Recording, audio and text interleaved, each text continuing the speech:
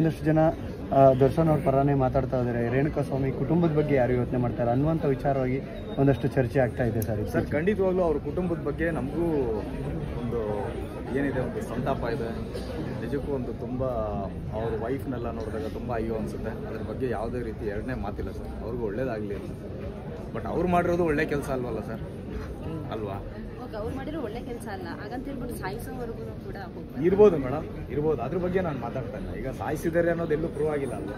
Prove ಆಗಬೇಕಲ್ವ? ಕೋರ್ಟಲ್ಲಿ ಅದು ಹೌದು, ಅದು ಆಗಿರ್ಬೋದು. ಅದು ಕೋರ್ಟ್ ತೀರ್ಮಾನ ತಗೊಳ್ಳುತ್ತೆ.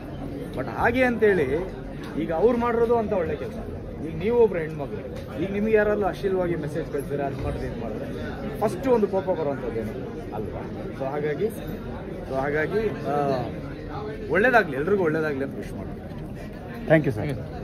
ಒಂದಷ್ಟು ಜನ ದರ್ಶನ್ ಅವ್ರ ಪರನೇ ಮಾತಾಡ್ತಾ ಇದ್ದಾರೆ. ರೇಣುಕಾ ಸ್ವಾಮಿ ಕುಟುಂಬದ ಬಗ್ಗೆ ಯಾರು ಯೋಚನೆ ಮಾಡ್ತಾರೆ ಅನ್ನುವಂಥ ವಿಚಾರವಾಗಿ ಒಂದಷ್ಟು ಚರ್ಚೆ ಆಗ್ತಾ ಇದೆ ಸರ್. ಖಂಡಿತವಾಗ್ಲೂ ಅವ್ರ ಕುಟುಂಬದ ಬಗ್ಗೆ ನಮಗೂ ಒಂದು ಏನಿದೆ, ಒಂದು ಸಂತಾಪ ಇದೆ. ನಿಜಕ್ಕೂ ಒಂದು ತುಂಬ ಅವ್ರ ವೈಫ್ನೆಲ್ಲ ನೋಡಿದಾಗ ತುಂಬ ಅಯ್ಯೋ ಅನಿಸುತ್ತೆ. ಅದ್ರ ಬಗ್ಗೆ ಯಾವುದೇ ರೀತಿ ಎರಡನೇ ಮಾತಿಲ್ಲ ಸರ್. ಅವ್ರಿಗೂ ಒಳ್ಳೇದಾಗಲಿ. ಬಟ್ ಅವ್ರು ಮಾಡಿರೋದು ಒಳ್ಳೆ ಕೆಲಸ ಅಲ್ವಲ್ಲ ಸರ್, ಅಲ್ವಾ?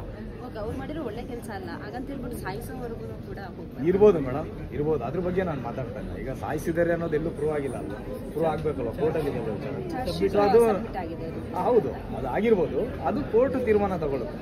ಬಟ್ ಹಾಗೆ ಅಂತೇಳಿ ಈಗ ಅವ್ರು ಮಾಡಿರೋದು ಅಂತ ಒಳ್ಳೆ ಕೆಲಸ.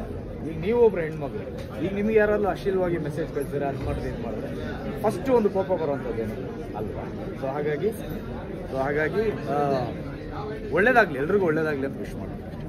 Thank you sir.